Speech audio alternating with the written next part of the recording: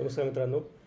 IHMCL ही एक NHAI जे आहे, national highway authority of India, त्यांची एक फायनान्शियल इन्स्टिट्यूट आहे जे इलेक्ट्रॉनिक टोलिंग आणि आणि अदर अलाइड सर्व्हिसेस वर्क करतात NHAIचं. त्याच्यामध्ये एक चांगली अपॉर्च्युनिटी आपल्याकडे आलेली आहे. त्याचा जेव्हा आपण विचार करतो, त्याच्या वेबसाईटवर गेल्यानंतर करिअर सेक्शनमध्ये करिअर सेक्शनमध्ये engineer ITS intelligent transport systems ही जी लिंक आहे ती जेव्हा ओपन करतो आपण, तेव्हा recruitment of engineers ITS in IHMCL हा एक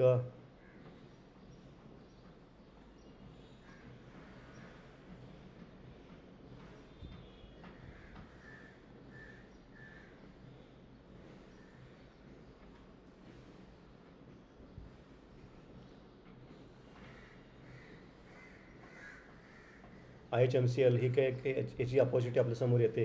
त्यांच्या म्हणण्यानुसार त्यांच्याकडे जवळजवळ 49 वेकन्सीज आहेत इंजिनियर ITS E1 ग्रेडच्या.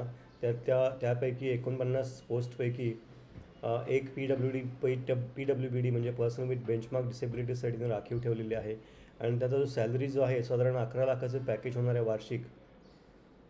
त्यामुळे 84,000 प्रति महिना सॅलरीची अपेक्षा आपण ठेवू शकतो. याचे डिटेल्स अशी आहेत: engineer ITS 49 opportunities, E1 grade 40,000 ते 1,40,000 with IDA pattern pay scale. Direct recruitment आहे. Age limit not less than 21, 21 वर्षापेक्षा कमी नसावं. त्याचबरोबर 30 वर्षापेक्षा जास्त एज लिमिट चालणार नाही. इसेन्शियल एज्युकेशन क्वालिफिकेशन काय आहे? Bachelors degree of engineering in information technology, computer science, electronics and communications, electrical instrumentation, data science and artificial intelligence, or combination of any of the above engineering branches from recognized university or institute. हेच direct recruitment जे आहे ते valid GATE score आहे जो 2025चा त्याच्या थ्रूच होईल. तो पण फक्त कम्प्युटर सायन्स आणि इन्फॉर्मेशन टेक्नॉलॉजी म्हणजे हे जे पेपर्स दिलेत त्यांनी कम्प्युटर सायन्स आणि इन्फॉर्मेशन टेक्नॉलॉजी म्हणजे CS, electronics and communication engineering म्हणजे EC, इलेक्ट्रिकल इंजिनिअरिंग म्हणजे EE आणि इन्स्ट्रुमेंटेशन इंजिनिअरिंग IN. त्याचबरोबर डेटा सायन्स आणि आर्टिफिशियल इंटेलिजन्स DA.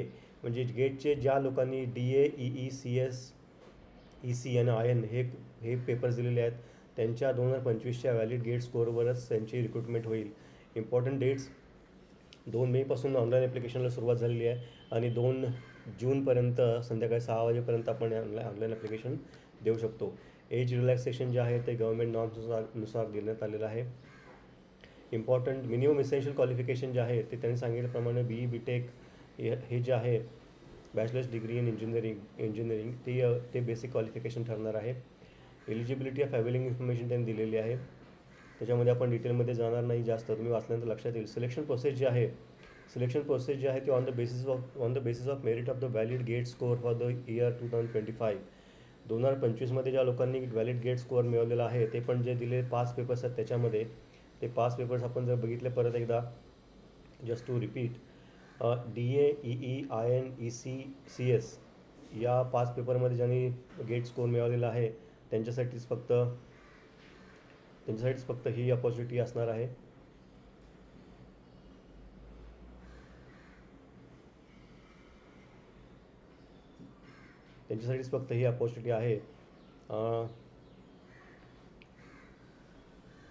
सिलेक्शन प्रोसेसमध्येच आपण सांगत होतो या गेटच्या स्कोअरवरच तुमचं मेरिट लिस्ट तयार करण्यात येईल. आणि हे प्रोसिजर टू अप्लाय कसं करायचं, IHMCL.co.in वर जाऊन तुम्ही तिकडे अप्लाईंग ऑनलाईन करू शकता. टॅब करिअर्समध्ये न्यू ओपनिंग्समध्ये ऑनलाईन ॲप्लिकेशनमध्ये क्लिक केल्यानंतर पुढे आपली ऑनलाईन ॲप्लिकेशन सुरू होईल. तुमचं तिकडे जर रजिस्ट्रेशन नसेल, समजा हे जे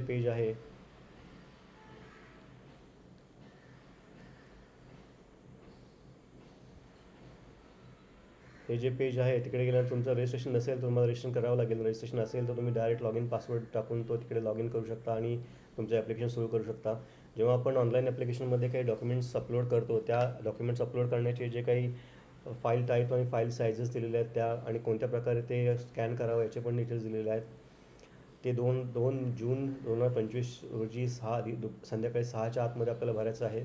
ॲप्लिकेशन सबमिट केल्यानंतर आणि पेमेंट फी केल्यानंतर युनिक रेफरन्स नंबर आपल्याला मिळेल. तो युनिक रेफरन्स नंबर आणि ॲप्लिकेशन अक्नॉलेजमेंट याची चांगली व्यवस्थित प्रिंट काढून त्या सेफ ठिकाणी ठेवा, सॉफ्ट कॉपी हार्ड कॉपी दोन्ही पण, जेणेकरून पुढच्या रेफरन्ससाठी तुम्हाला फायदा होईल. बाकी जे यांच्याकडून जे आपल्याला कम्युनिकेशन मिळणार आहे ते सगळं आपल्या ईमेल आय डीवर होणार आहे. त्यामुळे ईमेल आय डी आपण किंवा मोबाईल नंबर आपण जो देतो तो व्यवस्थितपणे आपल्याला ॲक्सेसिबल असावा सदैव. त्यामुळे जे काही इंटिमेशन्स आपल्याला IHMCL कडून येतील ते आपण वेळोवेळी वाचू शकू आणि मग आपल्या पुढची ॲक्शन घेता येईल. जनरल कंडिशन्स त्याने दिलेल्या आहेत त्या नेहमीच्या असतात, त्याच आहेत. वाचल्यानंतर तुमच्या लक्षात येईल. कॅनव्हासिंग वगैरे करायचं नाही आहे. आणि सगळ्यात महत्त्वाचं गेटमध्ये हा जो गेट स्कोअर हे जे आहे तिथला नंबर्स आपल्याला द्यायचा आहे. कधी कधी मुलं मार्क्स आउट ऑफ 100 देतात आणि गेट स्कोअर देत नाहीत. गेट स्कोअर देणं अतिशय महत्त्वाचं आहे. त्यांनी स्पेसिफिकली मेन्शन केलेलं इकडे, त्याच्याकडे आपण लक्ष दिलं पाहिजे. आणि त्यानंतर प्रोफॉर्मा पुढे जे काही पुढचे 21 पानं हे फक्त प्रोफॉर्मा फॉर्मॅट बेसिकली आहेत की वेगवेगळ्या फॉर्मॅटमध्ये तुमची जो काही तुम्हाला रिलेव्हंट फॉर्मॅट असेल, for example this is certificate of disability, तर या फॉर्मॅटमध्येच आपल्याला सबमिट करायचं आहे. त्यानंतर दुसरं एखादं उदाहरण बघितलं आपण तर सर्टिफिकेट ऑफ डिसेबिलिटीमध्येच वेगवेगळे प्रकार आहेत. Income asset certificate to be produce by economical weaker sections, याचे पण डिटेल्स त्यांनी दिलेले आहेत. सर्टिफिकेट ऑफ डिसेबिलिटी त्यांनी दिलेलं आहे.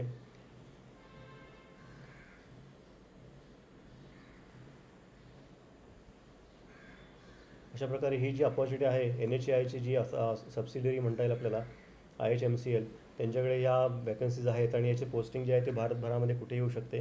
त्यामुळे तुम्ही या संधीचा अवश्य फायदा घ्या. गेट 2025च्या स्कोअरवर आधारित ही पूर्ण रिक्रुटमेंट असल्यामुळे तिकडे यांनी एंट्रन्स एक्झाम किंवा ऑनलाईन एक्झामिनेशन किंवा बाकीचे डिटेल्स त्यांनी दिलेले नाहीत. गेटच्या फायनल स्कोअरवरच तुमची मेरिट लिस्ट तयार करण्यात येईल आणि त्यानुसार तुमची पुढची ऑनबोर्डिंगची प्रोसेस पर्सनल इंटरव्ह्यू नंतर करण्यात येईल.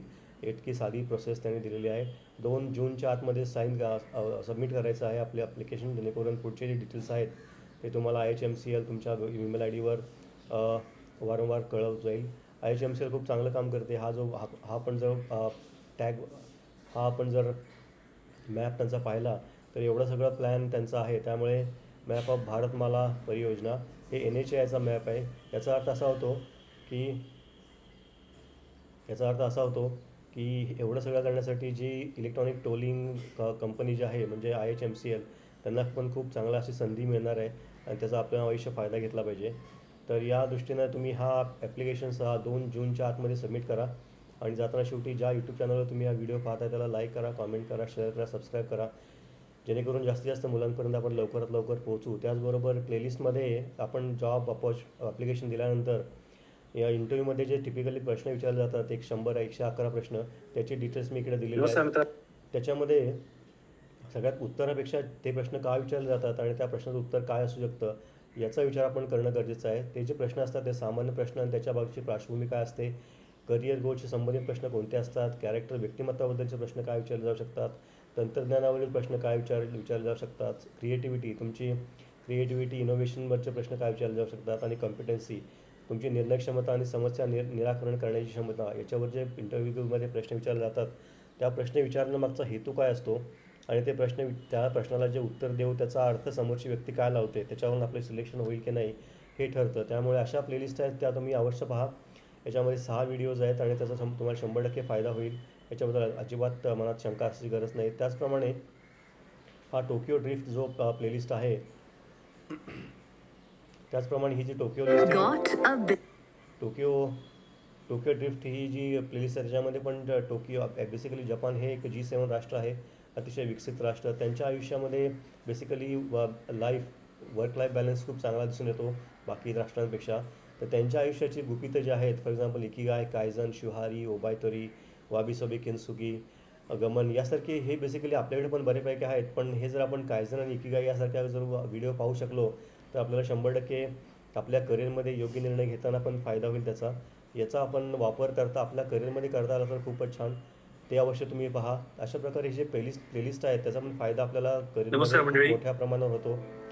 जपान या विषयावर त्यामुळे यूट्यूब चॅनलला लाईक करा, कॉमेंट करा, शेअर करा आणि सबस्क्राईब करा अजिबात विसरू नका. IHMCLची अपॉर्च्युनिटी 2 जूनच्या आतमध्ये अप्लाय करून त्याच्यामध्ये पार्टिसिपेट करा. धन्यवाद.